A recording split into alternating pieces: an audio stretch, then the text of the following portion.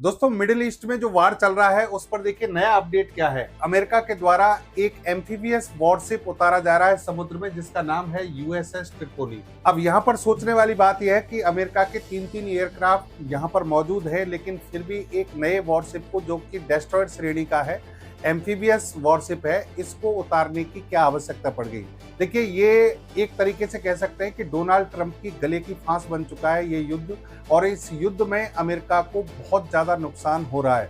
14 दिन में लगभग 8 से 10 हजार करोड़ प्रतिदिन का जो खर्चा है वो अमेरिका के लिए बहुत ज्यादा नुकसानदायक साबित हो चुका है, और अभी ईरान जो है उसके कब्जे में नहीं आ रहा है। यहाँ पर देखिए सिचुएशन क्या है, पहले समझते हैं वॉर की जो सिचुएशन है।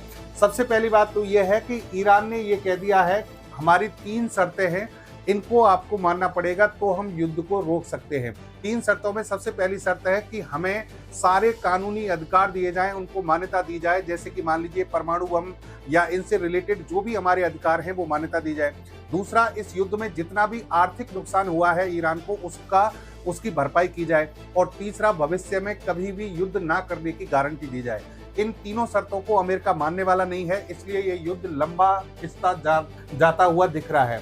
यहाँ पर देखिए स्थिति क्या है, समझिए कि अमेरिका और इजराइल ने ईरान की जो स्थलीय भूमि है इस पर तो बहुत ज्यादा नुकसान पहुंचा दिया है। यानी ईरान में जितना नुकसान हुआ है उतना ना अमेरिका को हुआ ना इजराइल को हुआ है।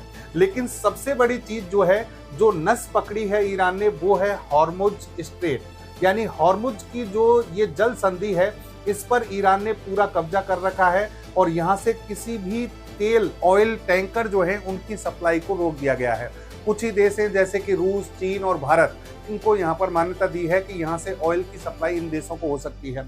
अमेरिका के पास 3 एयरक्राफ्ट हैं, लेकिन ईरान की जो बैलिस्टिक मिसाइल्स हैं उनके द्वारा इनको नुकसान पहुंचाया जा सकता है और पहुंचा दिया गया है, इसलिए अमेरिका आगे नहीं बढ़ पा रहा है। अमेरिका ने यहाँ पर इसको पता है कि अगर यहाँ से ऑयल की सप्लाई नहीं होती है तो इसके बहुत बड़ा खामियाजा हो सकता है।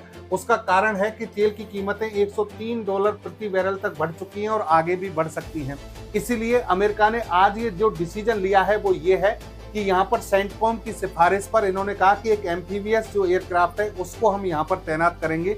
ये एम्फीबियस एयरक्राफ्ट समुद्र की सतह पर और समुद्र के नीचे दोनों जगह काम कर सकता है। 2500 से 5000 नेवी के जो सैनिक हैं वो भी यहाँ पर तैनात किए जा रहे हैं, ताकि यहाँ नागरिकों को सुरक्षित पहुंचाया जा सके, नागरिकों की सुरक्षित आवाजाही हो सके, और जो यहाँ पर जो राजदूतों के जो केंद्र बने हुए हैं उनकी सुरक्षा की जा सके और ऑयल टैंकर की सप्लाई को सुनिश्चित किया जा सके।